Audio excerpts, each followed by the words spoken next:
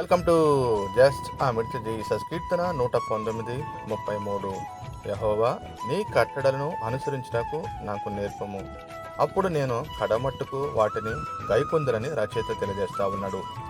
దేవుని కట్టడలు అనగా దేవుని యొక్క ధర్మశాస్త్రము, దేవుని యొక్క వాక్యము సాధారణంగా సేవకులే నేర్చుకుంటారు, వారు ప్రకటిస్తుంటారు అని చెప్పి అనుకుంటూ ఉంటారు. కానీ ఇది పొరపాటే. యేసుక్రీస్తునందు విశ్వాసం ఉంచిన ప్రతి క్రైస్తవుడు, ప్రతి విశ్వాసి దేవుని యొక్క లేఖనాలు నిత్యము పరిశీలన చేసేవారిగా ఉండాలి. అపోస్తలుల కార్యం 17వ అధ్యాయంలో బెరయ సంఘము పౌలు శీలలు చెప్పినటువంటి లేఖనాలు అలా ఉన్నాయో లేదని చెప్పి నిత్యము పరిశోధన చేసేవారు, పరిశీలించేవారు. వారు అలా పరిశీలన చేయడం వల్ల సంఘము క్షేమాభివృద్ధి చెందడం జరిగింది. సో ప్రతి విశ్వాసి కూడా దేవుని యొక్క కట్టడలు, దేవుని యొక్క వాక్యము దీవారాత్రం కూడా దాన్ని ధ్యానం చేసినప్పుడు, దేవుని అడిగినప్పుడు దేవుడు గొప్పగా బోధించేవాడిగా ఉన్నాడు. ఆ బోధించబడిన విషయాలు జీవితాంతము కడమట్టు కూడా దేవునికి సాక్షిగా ఉండాలి. అట్టి కృప దేవుడు అనుగ్రహించును గాక. ఆమేన్.